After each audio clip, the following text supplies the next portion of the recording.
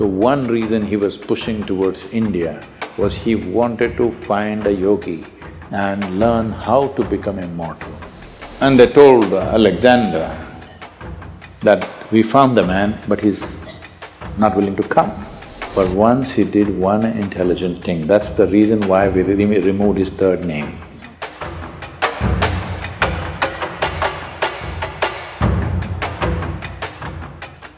See, Alexander, in our history textbooks, school textbooks, they said Alexander the Great. They only got the first name, the middle name, they missed out the last name. His name was Alexander the Great Idiot. But because it was too long, somebody left out the last name.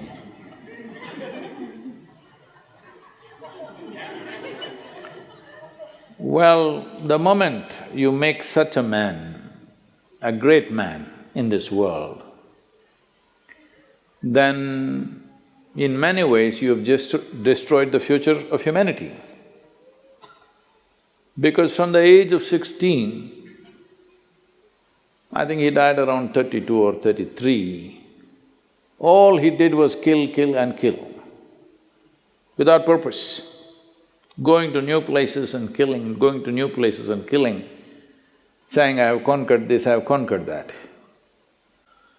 And he had gathered a band of young people from his native place who traveled with him to fight with him. Periodically, he executed one of them, just accusing them of something. You know, always somebody would be betraying a tyrant like that, and the tyrant is always fearful that somebody may plot against him. So, something they will discover and say, he did it, and a public execution of him will happen. He was very close to you, he traveled with you, everything, but you just kill him so that everybody else is in line. Periodically, he killed one of those people who are very close to him, just to set an example. This is the kind of man he is. He is death all the time, but he doesn't want to die. He wants everybody to die, but he doesn't want to die. So one reason he was pushing towards India was because between ancient India and Greece there has been lots of transaction in terms of mathematics, geometry, yoga. There is a linga in Delphi which is considered as the navel of the earth because it was consecrated as Manipura chakra.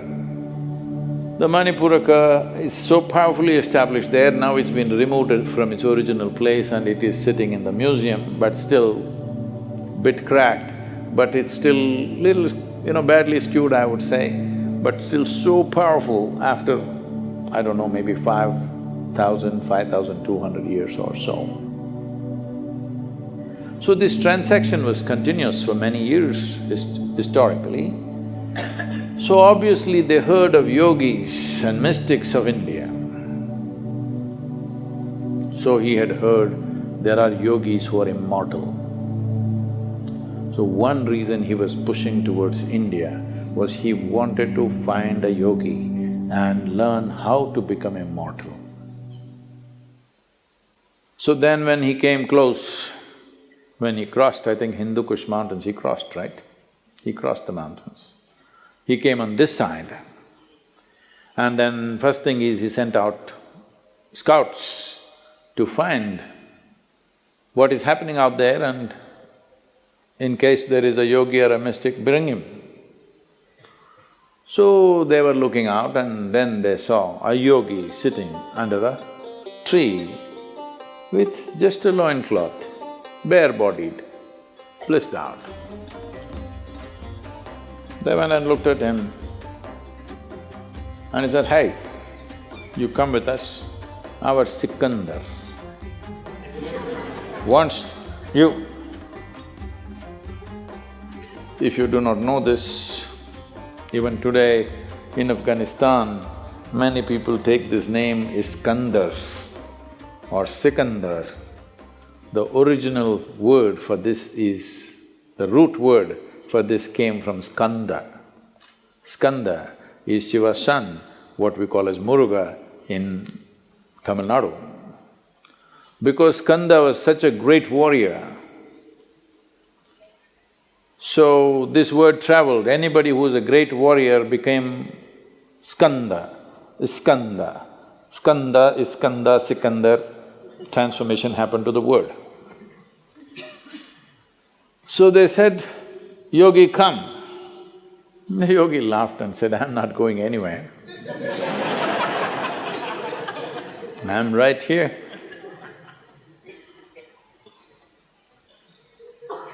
Then they pulled out their swords. These are violent men. They don't think twice about taking off heads. It's not even something that, of any consequence to them. They can take away hundreds of heads in a day without any qualms about it. So, very violent men, they pulled out their swords and said, either you come or we'll take off your head. The yogi said, see, I'm sitting here like this because everything that I have to do has been done. You want to take my head, you take it, but you will not get my wisdom or my intelligence. If you take my head, you can take it, you want. Then they looked at each other, that's all. See, they had never seen a man who not terrorized by the swords that they pull out, because they're not pulling out in bare, empty threat. They can take off heads, they're very good at it. They had never seen a man who's not terrorized, he's saying, okay, take my head. I thought, oh, this guy must be really immortal. If somebody says, okay, take my head, he must be immortal. Then they try to coax him, please come. He said, no, if he wants, let him come. He wants to know about immortality, let him come. Then they said, oh, he knows about it, so let's not damage him in any way. And they went back and they told Alexander that we found the man, but he's not willing to come. So he is not a home teacher, you have to go to him, he's a school. So he himself came. So Alexander sat on his horse and with great authority you spoke. It seems you know about immortality, I want to know about it. The yogi looked up at him and said, first get off that stupid horse. You sit on an animal which is less intelligent than you and suddenly you become like this. You see, I don't know, the moment people sit on a horse, somehow they think they're something. If you manage to ride an animal which is far more intelligent than you, then something. Huh? You ride a dumb four-legged animal, poor thing doesn't like to carry you, but what to do? So, Alexander got down and asked, I want to become immortal because he is not the same guy that he was 5–10 years ago. Body doesn't take this kind of beating after some time, it is slowly taking its toll. So he said, I want to know about immortality, can you guide me? So the yogi looked at him and he knew no amount of talking to him is not going to go anywhere. He said, yes, if you want immortality, this is the way. And he gave him landmarks, a difficult journey through the jungles. All these landmarks you follow, there you will find a small cave.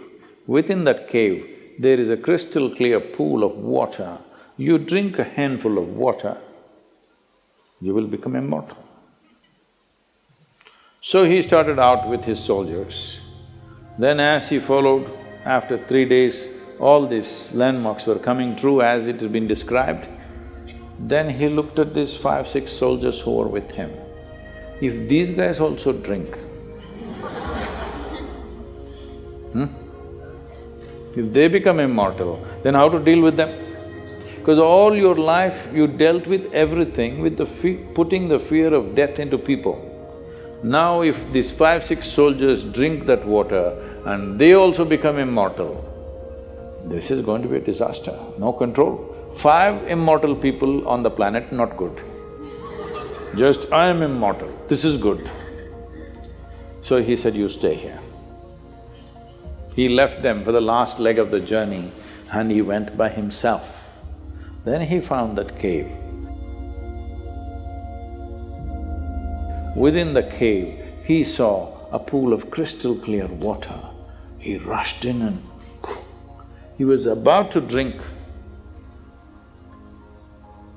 There was a crow sitting at the other edge of the pool and the crow said, wait.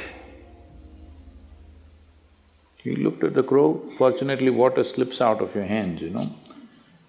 And the crow said, see, I drank this water, I don't know how many million years ago. And now I cannot die. I'm just sitting here endlessly. Just imagine, if you become immortal, you cannot even commit suicide. Hello? I want you to just imagine, this is the worst thing that can happen to you, that you cannot die one day. No relief. I'm sitting here for millions of years, there is nothing I can do. I have seen through generations of my clan, I'm not interested in anything right now, but I cannot die. Do you want my fate? He just sat there looking at the pool of water and the crow. For once he did one intelligent thing, that's the reason why we removed his third name. He walked away without drinking that. And how fortunate are we that he is not anymore here. But he looks like he's taking rebirth in many places. Many similar people keep coming up here and there, but at least he is not here. We must learn, understand and live knowing that in many ways, the best thing about you is you will die one day. Hello? Just see what a pest you would be if you did not die. Hello? Well, you must live a full life. Whatever is the fullest potential, you must live that. But you must die when it's time, isn't it? Huh? So, if you say death is negative, then what is positive? Immortality? That is the most idiotic thing you can do. Even an idiot like Alexander had the intelligence not to drink that water. So, it is very important to understand yoga is not about eternal life. Yoga is about sensible life.